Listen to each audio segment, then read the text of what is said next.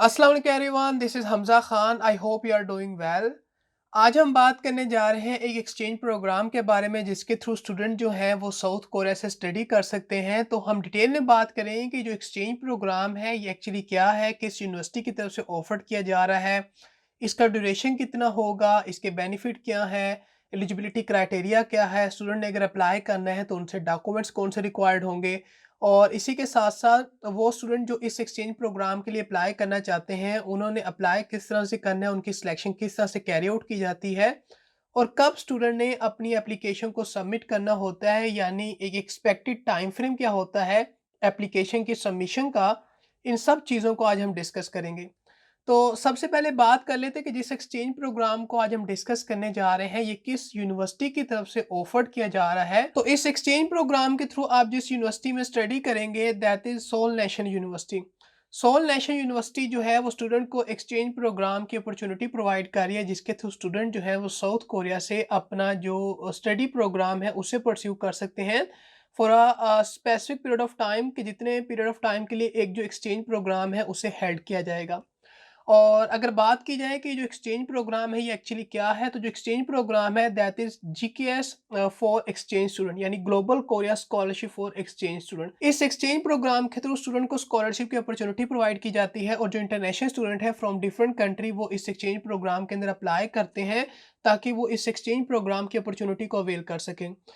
Each year जो है number of जो एप्लीकेंट्स हैं, जो स्टूडेंट्स हैं, उनको सिलेक्ट किया जाता है इस एक्सचेंज प्रोग्राम के अंदर। और जो ड्यूरेशन होता है इस एक्सचेंज प्रोग्राम का वो 4 मंथ्स भी हो सकता है, वो 10 मंथ्स भी हो सकता है, डिपेंडिंग पोन के स्टूडेंट का जो एक्सचेंज प्रोग्राम है उसका ड्यूरेशन कितना है। तो उसके मुताबिक स्टूडेंट का जो ड्यूरेशन है वो वेरी कर सकता है। तो अगर बात की यही जो एक्सचेंज प्रोग्राम है इसके अंदर के स्टूडेंट पार्टिसिपेट करते हैं और सिलेक्ट हो जाते हैं तो उनको जो स्कॉलरशिप प्रोवाइड की जाएगी उसके बेनिफिट क्या है। तो स्टूडेंट को जो है लिविंग अलाउंस की सपोर्ट प्रोवाइड की जाती है, स्टूडेंट को सेटलमेंट अलाउंस प्रोवाइड किया जाता है, स्टूडेंट को एयर फेयर की सपोर्ट प्रोवाइड की जाती है और इसी के साथ साथ स्टूडेंट जो है उनको मेडिकल इंश्योरेंस की सपोर्ट ही प्रोवाइड की जाती है। तो ये वो बेनिफिट हैं जो कि स्टूडेंट को जीकेएस यानी global Korea scholarship for exchange student के अंदर प्रोवाइड किए जाते हैं अगर वो इस प्रोग्राम के अंदर सेलेक्ट हो जाते हैं। तो अगर बात की ये जो एक्सचेंज प्रोग्राम है इसका एलिजिबिलिटी क्राइटेरिया क्या है, तो ऐसे स्टूडेंट जो बिलोंग करते हैं डेवलपिंग कंट्री से वो इस एक्सचेंज प्रोग्राम के लिए अप्लाई कर सकते हैं। स्टूडेंट जो कि इंटरनेशनल स्टूडेंट हैं और ऐसे यूनिवर्सिटी से बिलोंग करते हैं कि जिस यूनिवर्सिटी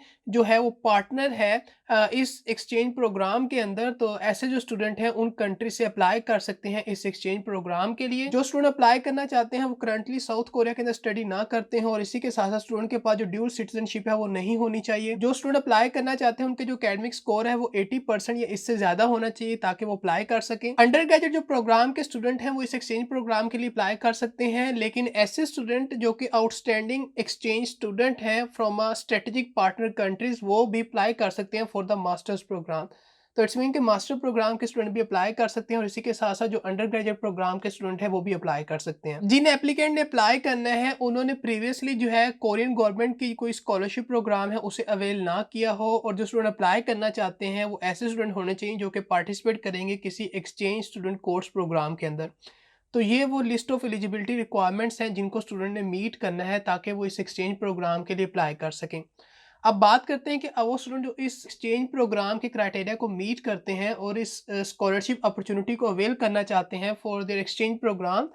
तो उनसे डॉक्यूमेंट्स कौन से रिक्वायर्ड होंगे। तो जो डॉक्यूमेंट्स हैं वो वेरी कर सकते हैं, बट जो जनरल डॉक्यूमेंट्स स्टूडेंट ने सबमिट करने हैं उसमें स्टूडेंट की एप्लीकेशन होगी, उनके एकेडमिक डॉक्यूमेंट्स होंगे, स्टूडेंट से लेटर ऑफ रिकमेंडेशन रिक्वायर्ड हो सकता है, पासपोर्ट की कॉपी रिक्वायर्ड हो सकती है, लैंग्वेज प्रोफिशिएंसी का सर्टिफिकेट रिक्वायर्ड हो सकता है। तो ये कुछ जनरल डॉक्यूमेंट्स हैं जो कि आपके पास होने चाहिए अगर आप अप्लाई करने जा रहे हैं, बट अगेन जो डॉक्यूमेंट हैं वो वेरी कर सकते हैं क्योंकि जो स्टूडेंट हैं वो एक्सचेंज प्रोग्राम के लिए अप्लाई कर रहे हैं। तो जो डॉक्यूमेंट सबमिशन या जो नॉर्मल गाइडलाइंस है इस एक्सचेंज प्रोग्राम की वो वेरी कर सकती है डिपेंडिंग ऑन के स्टूडेंट किस कंट्री से अप्लाई कर रहे हैं और इसी के साथ साथ कि जो स्टूडेंट जिस कंट्री से अप्लाई कर रहे हैं और जिस यूनिवर्सिटी के थ्रू इस प्रोग्राम के लिए अप्लाई करना चाहते हैं जो कि इस प्रोग्राम के अंदर पार्टनर यूनिवर्सिटी हो, तो उनके मुताबिक भी जो डॉक्यूमेंट सबमिशन की गाइडलाइंस हैं वो वेरी कर सकती हैं। ऐसे स्टूडेंट जो एलिजिबिलिटी रिक्वायरमेंट को और क्राइटेरिया को मीट करते हैं और अप्लाई करना चाहते हैं इस global Korea scholarship for exchange student programme के लिए ताकि स्कॉलरशिप अपॉर्चुनिटी को अवेल कर सकें,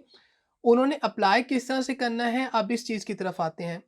तो सबसे पहली चीज़ तो ये कि जो एक्सचेंज स्टूडेंट प्रोग्राम है, इसके एप्लीकेशन को एक्सेप्ट किया जाता है ईच सेमेस्टर, ताकि स्टूडेंट इस एक्सचेंज प्रोग्राम के लिए अप्लाई कर सकें। और जो स्टूडेंट अप्लाई करना चाहते हैं इस एक्सचेंज प्रोग्राम के लिए, उन्होंने सबसे पहले अपने कंट्री के मुताबिक जो यूनिवर्सिटी है उसको चेकआउट करना है कि उनके कंट्री के अंदर कौन सी ऐसी यूनिवर्सिटी है जो कि एसएनयू के साथ पार्टनर है और पार्टिसिपेट कर रही है इस एक्सचेंज प्रोग्राम के अंदर, ताकि आप जो है एप्लीकेशन की सबमिशन कर सकें।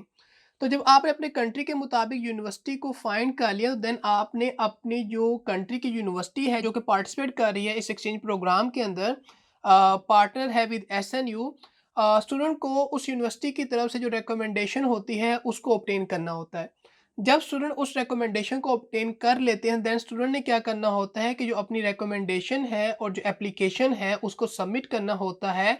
एसएनयू के जो ऑफिस ऑफ इंटरनेशनल अफेयर है उसको, यानी सोल नेशनल यूनिवर्सिटी का ऑफिस ऑफ जो इंटरनेशनल अफेयर है उसको आपने अपनी जो रिकमेंडेशन है और अपनी जो एप्लीकेशन है उसको सबमिट करना होता है। देन क्या होता है कि जो national institute for international education है वो स्टूडेंट को फर्दर शॉर्टलिस्ट करता है और स्टूडेंट को फाइनली सिलेक्ट करता है इस एक्सचेंज प्रोग्राम के लिए। तो कुछ इस तरह से आपने अप्लाई करना है इस एक्सचेंज प्रोग्राम के लिए। और एक इम्पॉर्टेंट चीज़ वो ये कि जैसा मैंने आपको पहले भी कहा कि जो गाइडलाइंस हैं, जो इंस्ट्रक्शन है और जो रिक्वायर्ड डॉक्यूमेंट्स हैं वो वेरी कर सकते हैं डिपेंडिंग पोन कि आप किस कंट्री से अप्लाई कर रहे हैं और कौन सी यूनिवर्सिटी है आपके कंट्री के अंदर और उनकी तरफ से क्या गाइडलाइंस हैं जो कि पार्टनर है एसएनयू के साथ इस एक्सचेंज प्रोग्राम के लिए।